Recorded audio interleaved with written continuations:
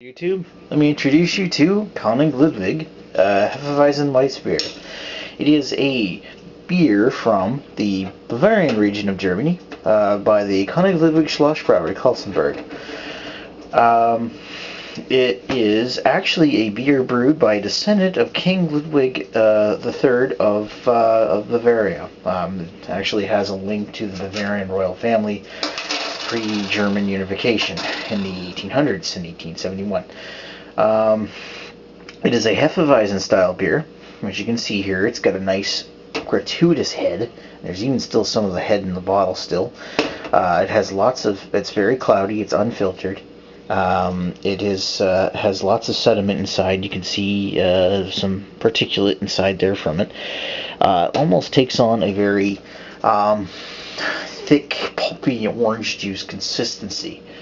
It has a very more yellowy than your typical glass of orange juice, but it's more of a it's definitely a beautiful looking Hefeweizen style beer. Just try and see if I can get some more of that yeast out.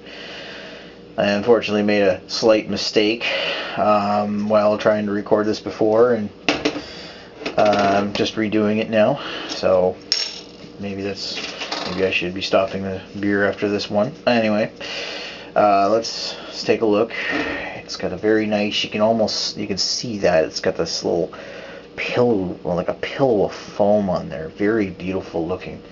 Yeah. Anyway, let's give it a sniff.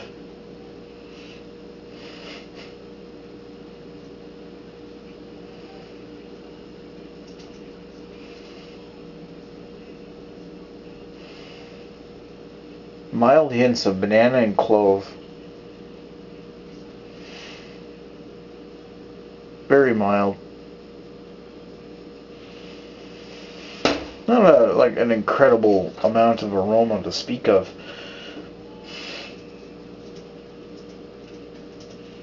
Yeah, it's not like an overpowering aroma. There's hardly any noticeable aroma at all. But the aroma that's there, you can barely make out like sense of banana, clove, malt. There's no trace of hops to speak of.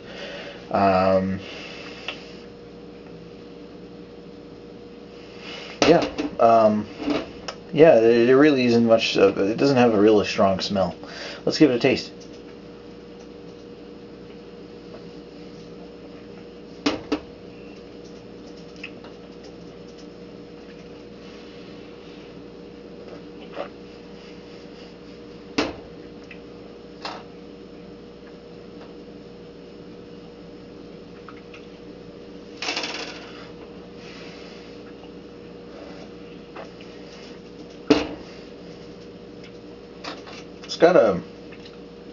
It's very creamy.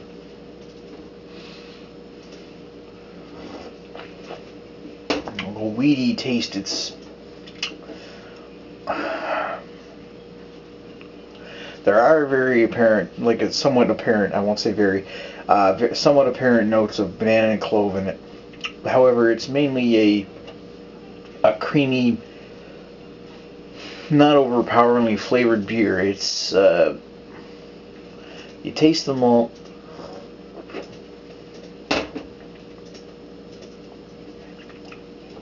A little bit.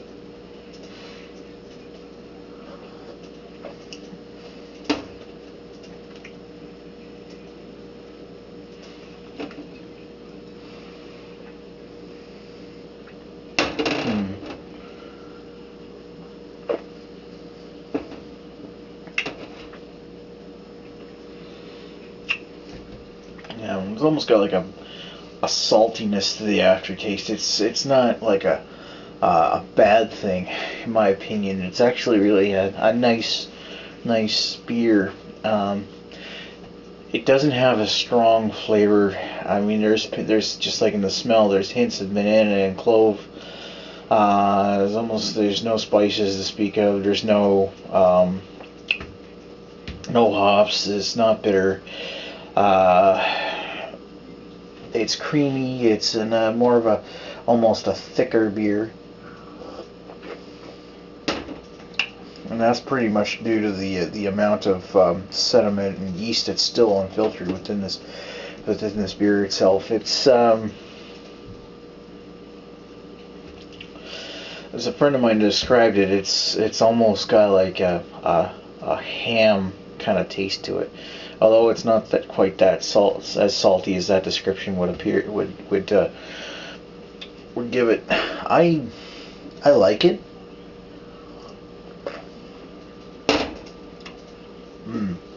Actually, as you drink more and more into it, you get more of the banana flavors.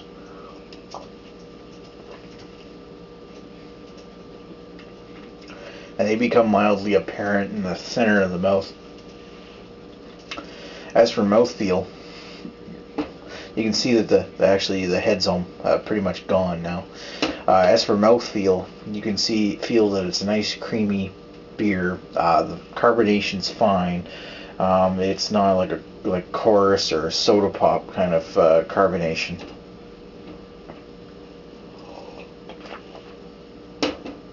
Served ice cold, one of these would be very good on a hot day.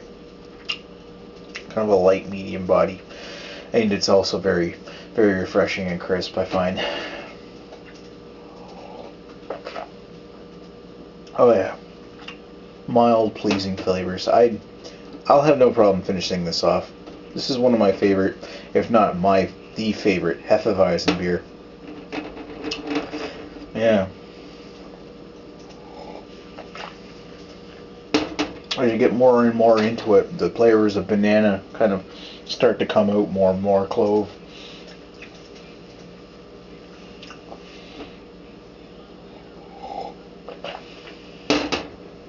Yeah, that's got to be one of my favorite Hefeweizens. Because of that, I'm going to give it a 4 out of 5. I like it. It's, as far as the Hefeweizen style goes, this is my go-to beer. I love my Hefeweizens, and this is my favorite. Of course, I mean, I've never had a Schneiderweiss, but and I'd love to. But I've had a few others. I've had Propeller. I've had the Hacker Shore. I tend to prefer this one, and I'm not sorry with that.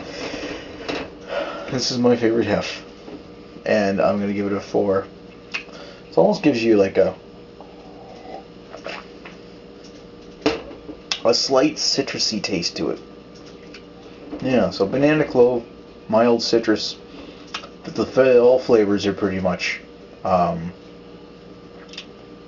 mild, very mild, and that's pleasing. It's a very, very refreshing beer, and no doubt would be a great, great summer beer.